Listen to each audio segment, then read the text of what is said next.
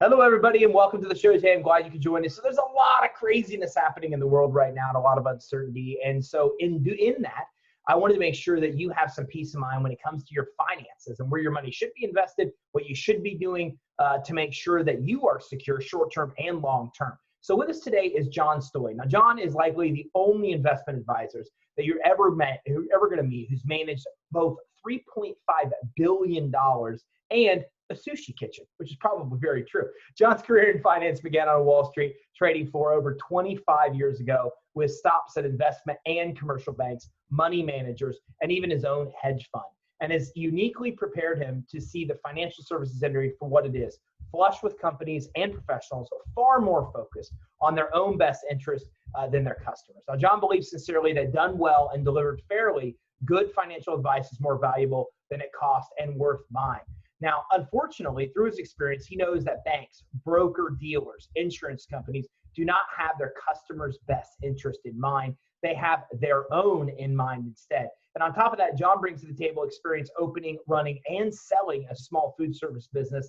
Nothing breaks you out from the shackles of Wall Street than small business ownership on Main Street. So John enjoys sharing his stories and advice from Wall Street, small business ownership, and did he mention that he's like to be married to an extremely successful doctor as well. So John, thanks and welcome to the show today.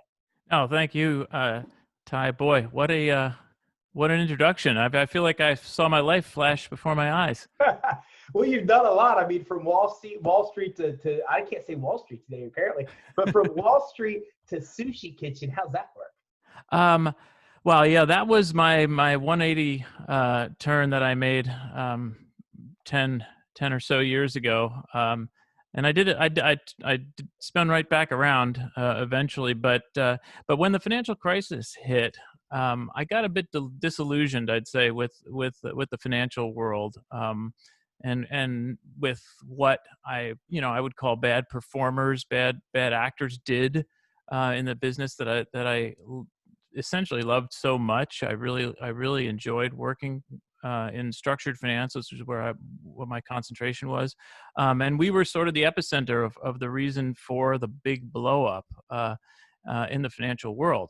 And I couldn't believe, frankly, that so many people that I knew, trusted, interviewed as an investor, just did not do the right thing, did not do what they said they were doing in terms of their own due diligence, did not give the right answers to investors and folks when they were talking about how they were operating their own businesses. I just got fed up with it, and I said, I'm going to do something completely different. And I think, what could be more different than sitting on a trading desk in New York, Chicago, or Atlanta?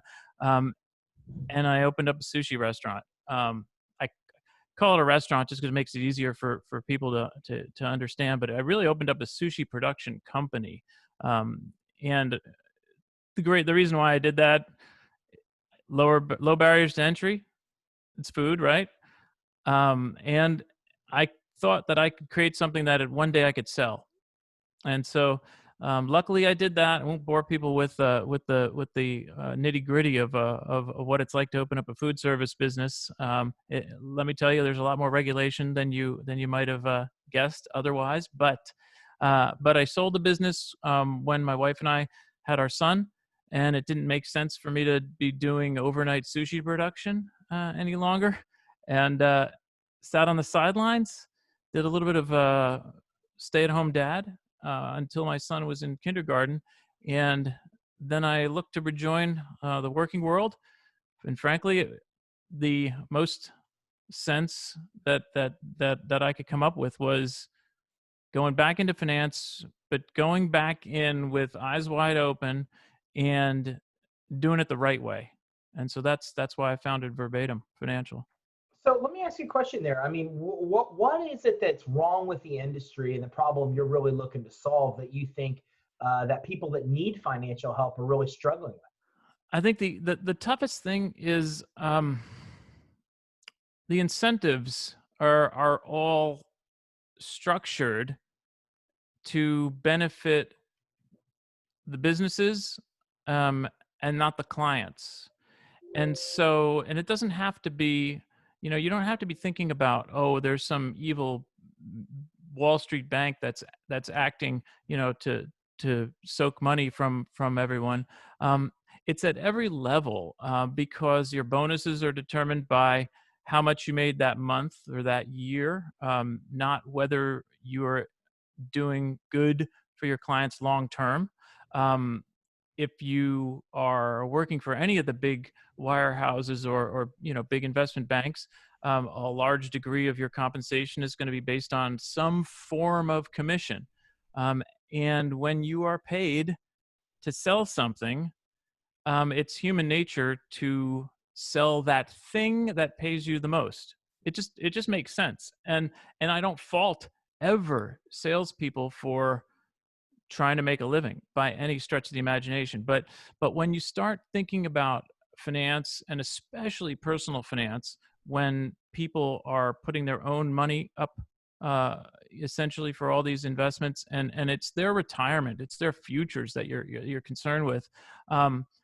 Every dollar that you essentially take away from them, is going to have a negative income for the rest of their lives. What do you think is happening right now, especially with COVID-19 and changing the economy? And we talked before, we started here. I said, what does everybody really need to know? And you said risk management. I thought that was brilliant because I think a lot of people are scared right now. A lot of people don't know what to do with their money. So what is the best way to manage the risk of what's going on right now on the personal and business financial side? Yeah. So it's a great question. And like I said, that is the question that I'm getting from clients, and friends alike. Yeah, how do I manage the risk? Like, this is uh a black swan event, COVID-19. How could I possibly have been prepared for this? And frankly, the easy answer is, well, you couldn't. Um and the that's good and bad, right? Um, it's bad because you want to think that you should try to prepare for eventual outcomes, right? But the good part, and I like to look at things as a glass half full kind of guy, is that if you can't actually prepare for it, don't worry about it. Focus on the blocking and tackling of your financial world. So focus on the risks that you can control. Focus on basically making sure that and I think this is, to me, this is the most important thing, that you're calculating and including all of the risks that are within your whole personal financial world, not just, say, if you're a real estate investor, not just your real estate holdings. If you're big into the stock market, not just your stock holdings, right? Everything flows together. And that's why I enjoy so much doing comprehensive planning, because I can pull back pieces of, onion peels, and people will see, oh, gee, I never thought about it that way. Um, a good example of that, I think, is, people think of it a number of years ago, and you can think of it any company like this, but Enron, right? We all remember that they went belly up, and you had folks who, if they were Enron employees, there's a good chance they had a huge bunch of Enron stock in their retirement accounts, and the stock did great for years. Well, when Enron went belly up, they lost not only their jobs, but their retirement savings as well. So they didn't realize that they had doubled and even tripled down on the risk in Enron, right? So you can see that same thing in your portfolios. You might realize that you've got risk in your primary residence if you own a house. But then if you're investing in, say, rental properties, that you've doubled down on real estate risk. Do you have REITs in your investment portfolio? You've tripled down on real estate risk. Is that a good idea to have that much risk in one bucket? You might not have realized that's the kind of risk you're exposed to. So those are the ways that I look at, and I recommend people look at their worlds. Where do you think that the system is broken where people are, or what are the things I guess that advisors don't want their customers to really know, that behind the scenes, that you're kind of trying to change around and do the right way? Well, so another fantastic question. I appreciate you, whether you know it or not. You're leading me right into exactly the reason why I formed Verbatim the way I did, which is that we are a flat fee only advisor. So, people have pretty much gotten the the joke now that commissions are not good when you're talking about the financial services industry, right? Um, the red flags go up when somebody tries to call themselves a financial advisor and then sell you a whole life policy, right? Or something like that. They know that those are high commission products and they're going to get probably pushed into maybe something that they shouldn't. So that's good that your defense mechanisms go up. That's right. So what has the industry done? They've said, okay, well now let's not take commissions per se, and we'll call ourselves fee only. But you know what we're going to do? We're going to make that fee a percentage of the person's assets that we're going to manage. And we're going to take that same percentage every single year from now until that person essentially dies. Um, and that's hugely profitable for the industry. And they get to call themselves fee only. And it sounds great. We're fiduciary because we're fee only. We don't take commissions. But they fail to mention, that ongoing percentage-based fee just grows year after year after year until it becomes quite egregious. Um, and frankly, here's the other secret to the industry. The work that it takes to manage somebody's portfolio of, say, $500,000 is really no different than the work it takes to manage a $5 million portfolio. So there's really no reason why you should pay your financial advisor 5 times as much, because you happen to have a few more dollars invested with them. And so I formed Verbatim to be flat fee. All my clients know exactly what they're paying every year. It's one fee. It doesn't go up simply because of the market went up. It doesn't go up because they may have gotten an inheritance and deposited another X dollars with me. It doesn't go up unless it needs to go up.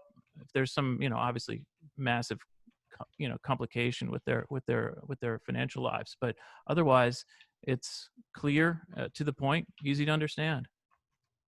Makes sense. If you don't know how you're paying your advisor now, what are the kind of questions that you should ask to figure out? Well, there are 2 questions. They're pretty much the easiest questions you could ask, but no one asks them. Because they're discouraged to ask them. The advisors are really good at deflecting these questions. But the first is how do you get paid? How do you get paid? Right. So if they say commission, okay, like I said earlier, red flag.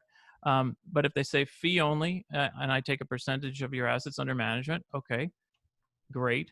What happens as my assets grow? Will that fee get capped ever? And there are some people maybe doing that, which is great. I kudos to them for that.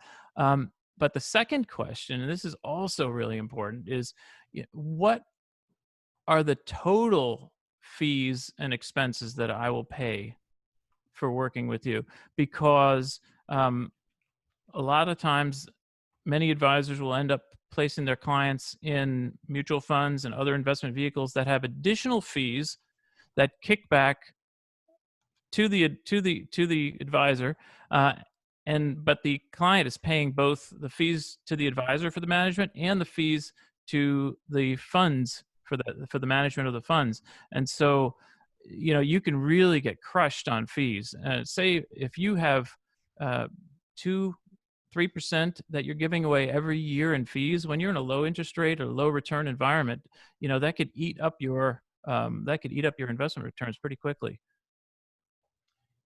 Going through this, I've seen a lot of businesses just weren't prepared for a shift in the economy. How does a business really create a financial contingency plan to kind of deal with the unexpected? Because we understand we're in a cyclical economy. We understand things go up and go down. It's inevitable. It's going to happen. So I'm kind of shocked that so many aren't prepared. So what kind of things do you recommend to clients as a contingency plan to have when conditions change? That's something that I address a lot with my business owning clients. And since the great news is that since I did open, run, and sell my own business, I know in the ins and outs of payroll, expenses, all the kind of stuff that you have to worry about as a business owner. And I also know the pressure that you're under to to basically either spend all the money that you earn reinvesting it in the business to grow it, or taking it out because you need to pay yourself and you need to pay your employees. But at the same time, businesses that don't have huge access to credit, they need to save essentially, right? And you need to develop those relationships, as you obviously are well aware, that the relationships that allow you to have access to credit when you need it, because um, you're gonna need it when everybody else wants it and no one else wants to give it to you, right? So um, why do we're probably familiar with why a lot of small businesses go out of business, and it's just frankly lack of working capital.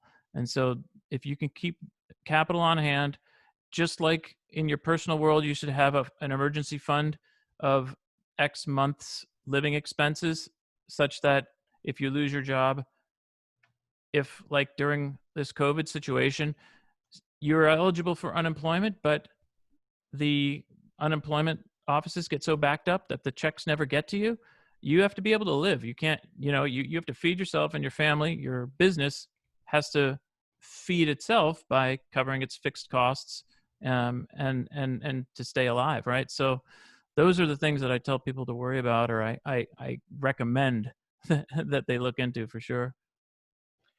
What about if you already suffered the financial blow? And I think that's great advice, preventive advice. But like I said, a lot of people weren't prepared. Now they're reactive mode. So what happens? I mean, when this caught you off guard, you weren't financially prepared. What are some best things you could do to still survive this if you weren't prepared?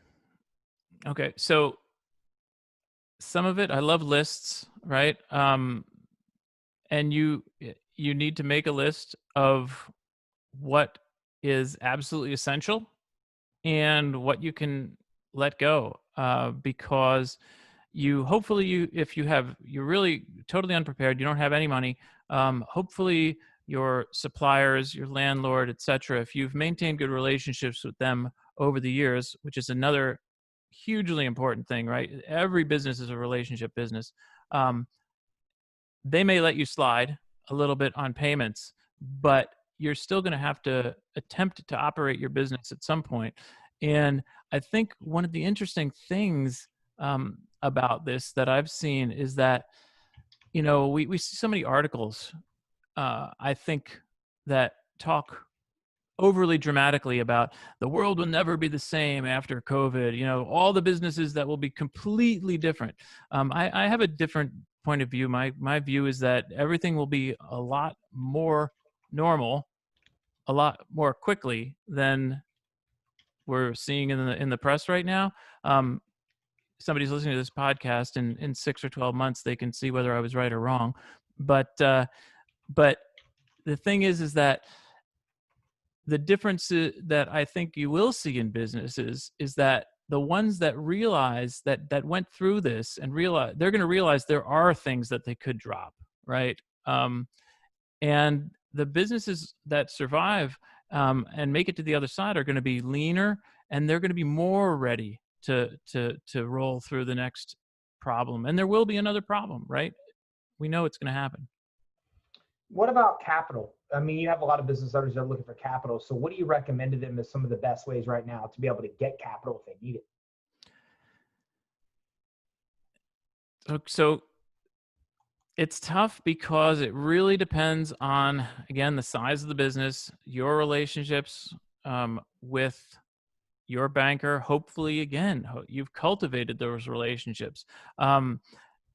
Money gets very expensive the more you need it, and the smaller you are, essentially, the less, the more desperate you are. You don't want to be running into the quote unquote hard money lenders of business lending, right? So I don't like to say that I can give huge amounts of advice as to what they should actually do. If I need money tomorrow, I've had people come to me on that, and I have to tell them that's not really my expertise level. But it's I think again, if you've kept up your relationships, you should have folks that are willing to hopefully help you out. If not, that's tough, really tough. What about existing debt? I mean, what's the most kind of damaging kind of debt that you see business owners take on? And I know you mentioned high risk loans, so that might be one of the ones that's in that category. And then, what do business owners do right now during this time with that debt? Because I think a lot of them took on bad debt, and then it was okay because the businesses were still doing good. And Yeah. now, like a lot of things have shifted, and they might not be in that same position. So what kind of debt do they avoid? And if they already have that kind of debt, what kind of they kind of do to deal with that now? Well, I don't want to going into categorization, categories of debt. A lot of it is again, similar to your personal holdings. Higher interest debt is the worst to have, right? And you'd want to, if you could continue to pay that down, that's great. If you can consolidate, that's great. If those avenues are open to you, um, the I think the worst kind of debt, though, and this is I'm gonna again I'm sort of a holistic thinker versus let's look at this particular loan that you took out that you shouldn't have. The worst kind of debt is the kind of debt that you regret taking on, both on your personal level and as a business owner. The piece of machinery that you thought was going to double your production capacity, but you didn't really need to double your capacity, and now you've got this massive bill because of it's going to take you 5 years to pay the machine off, and it might take you 5 years to grow your business to the point where you're taking full advantage of the machine. That's the kind of thing that you would regret certainly doing in a situation like we have today. What about a lot of people are going out and getting these what may be forgivable or unforgivable loans, right? With the SBA. What are your thoughts on that? I mean, being the financial guru you are, you've looked into the bills and the language and these other ones. I don't know if it's not your expertise, but you are a financial guru, so that's why I want to ask. What's your thoughts on this? Um, what I think is, and you alluded to it earlier, because, and in fact, I would say that a lot of your questions drive right to the heart of the matter, which is being able to have liquidity when you need it. And so, to the extent that you, as a business owner, could apply for one of these PPP loans or you name it, um, I recommended that everybody that I spoke to, I thought they should look into it, apply. If they could get the money, they should take it. Uh, but, and here's the big but, um, spend it only if you absolutely need to spend it, right? So, in theory, spent money spent on payroll is forgivable. All this stuff is in theory because of we know how the government works. But if you need that money, get it in your bank as quickly as possible. And if the government programs allow you to get that money into your bank account, keep it there in case you need it. If things recover by September and you didn't spend any of it, pay it back. But if things if we get another double dip, a second wave, you name it, you might very well need that money. And unlike um, a line of credit that might be yanked, if they've already placed the money in your bank account, that you have access to it. So I think that's, to me, that was the reason why I think people should have taken it if they and should take it if they can. John, on the personal and business side, what are mistakes are just irking you right now that people are making financially that you're like, oh, please don't do that? And you see either your customers or outside people doing it. I mean, what are the mistakes that people really need to make sure that they're avoiding right Um, okay, so three mistakes that I see business owners do. They open the business, and I know not everybody's in control of this completely, but they open their business before they're ready. And one of the biggest ways to be ready again is to have enough working capital on hand, um, to cover you if your growth projections aren't quite as rosy as you thought they were going to be, or if you run into a wall like COVID. These things do happen. So not having enough working capital, which is basically starting too early before you've saved enough or been able to borrow enough hard,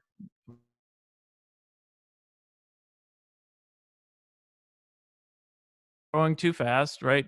Reinvesting too much into the business um, without a good plan as to how you're going to get paid back on your own investment in your own business. Because lots of times that's what I also see. People think, oh, it's my own business. I'm investing in myself. But you've got to look at the return on investment, even if it's going into your own business. And I think somehow it's pretty surprising as to how many business owners don't look at their own internal ROI to projects. Uh, and then the last one, because I also work with folks who are trying to transition out of their businesses to sell them at retirement. Or just move into a different field.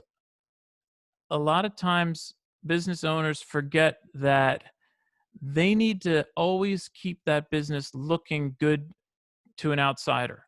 Um, you know, maybe it's a small business, single owner. Owner and his wife love the business because he takes out, a really good salary every year. But in doing that, he didn't make the same types of investments in the business to basically such that if a new person wanted to buy it, they would have to sink a whole bunch more money into it because the only thing they would get out of it was the owner cash flow. Um, Cash is king, right? If you're going to buy a business, you need to see it cash flowing, and you need to you need to know that you can hopefully continue cash flowing that business even if the owner isn't there. And I think there's a lot of planning that doesn't occur earlier on in terms of turning a business into something that's going to be worthwhile, um, that's going to look worthwhile for somebody else to buy. Today I've never seen anybody really develop a spending and an investment plan as a startup. But as you're saying these things, I'm thinking that's a pretty smart idea. So, like, is that a smart idea? And then how would a startup go about doing that? Really building a plan about what they're going to spend, what they're going to save, how they're going to save it? Because I think a lot of problems can be avoided if they had that from the beginning. It totally could. The the plan has to start from day one, and I know that that's not always possible because of I work with folks, the business has been around for 5, 10, 15 years, right? But sometimes we have to pretend to wind back the clock. What would I have done if this was the beginning of the business? So I'll give you the best example is what I did with my sushi business. Um, Before I even decided to move forward with it, I asked myself questions. Okay, what do I want from this business? Do I want to run it until I retire and then just shut the doors? Um, or do I want to be able to sell it at some point in time? And then if I do, what's the timeline there? Um, and so if I want to sell a business, again, I've got to make it easy for a new owner to take over. There's got to be processes in place.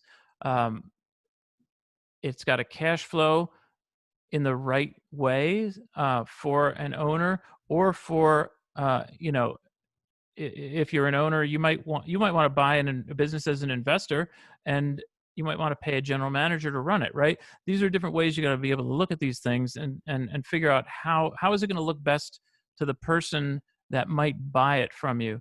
And I basically started and made a binder for everything that I thought the business needed, such that if somebody came in, and again, this goes back to my experience as a institutional investor, doing due diligence on multi-million dollar investments. If I go into an office of the management office of whatever business we were maybe investing in, if I saw that everything was very organized, um, and that if the owner or CEO were hit by a bus the next day, the next person will be able to step right in and continue running the business without any sort of continuity, with complete business continuity. Then I was much more comfortable. So making that plan and sticking to it, and imagining things that seem crazy, because so you asked earlier, essentially, what should business owners do to prepare for bumps in the road like COVID? That's a really good question, and people need to prepare for that. But another question that I'll also ask owners is, well, what if something really awesome happens? What if you get that massive order that could make your business? Would it be possible? Would it be possible for you to fulfill the order? How would you do it? Do you have a plan in place? Because if somebody knocks on your door and says, "I want 100,000 of your widgets," and you're used to producing 1,000 a year, um, if you don't have a plan to talk them through how you would do it, they're just going to walk away and go to the next guy. Yeah, I've always said success happens when preparation meets opportunity. You're right. I mean, if you're financially prepared, it's amazing. You can take advantage of those opportunities. I mean, you look at Jim Collins, Good to Great, and all these books that are out there, it say the same thing. I mean, the companies Mm-hmm. that succeed are the ones that are flush with cash and doing all the stuff you advise to do, and then are able to take advantage of those opportunities. John, as we get ready to wrap up, what's some things that maybe I haven't asked you that you think are really important for people to know on the personal and business financial side to be able to have the best chance of financial freedom? So the best things that I think people need to concentrate on, or the best thing is to keep it simple. I'm a big keep it simple guy. Once you get your base established, and so all of your investments as simple as possible and as low fee as possible. So I'm a big fan of index funds, passive investment, that type of thing. And once you've got that established and it's running like a machine, and you are saving automatically, that's another one, to save automatically, as opposed to making it something that you have to think about every month. Once you've got that done, then you can start piecing in the things like real estate, like maybe small business, like an investment in a small business, things like that, right? But until you have your foundational investments, it's really tough to get going and to invest in those other things that might yield more, maybe, who knows, but it might be just fun to invest in. But it makes it a lot harder to get to that point where you can do these other things, if you're giving away too much of the money that you're trying to save, again, in fees, and losses. John, thanks for coming on with us today. Where can everybody that's listening and watching go to get more financial advice, since we didn't have time to cover many of the things we could have jumped into today? Best place to get in touch with me is verbatimfinancial.com. And through there you can reach me at my business, and then as well as other locations on social media, etc. Awesome. Everybody tuning in. John's got a great blog on his personal website as well, so I'm going to put that on the show resources page. So we're just scratch the surface of all the stuff that we could have covered today. There's so many things that you need to know based on John's experience of being in all these different areas from Main Street to Wall Street, and owning a small business himself, and seeing all these things of how really successful businesses scale and do so well financially, and others are able to take advantage of opportunities when they come. And then others will unfortunately not manage finances well and not done as well. So if you want more advice, if you want to learn more, go to verbatimfinancial.com. That's verbatimfinancial.com. Also going to put that link on John's show resources page, which you can get at creditsuite.com/podcast. And there's just a tremendous amount of resources. And again, I'm also going to put John's personal page on there as well, on his blog, because there's a ton of information there as well, on things we just didn't get a chance to talk about. As he just wrapped up, there's all kinds of financial investments. We didn't talk about where you should put your money, how you should manage your money. We didn't get a chance to dive into all those things, but a lot of that stuff's available on the websites. So make sure you visit verbatimfinancial.com to learn more about what you need to learn to accomplish true financial freedom. Thanks, everybody. Have a great day.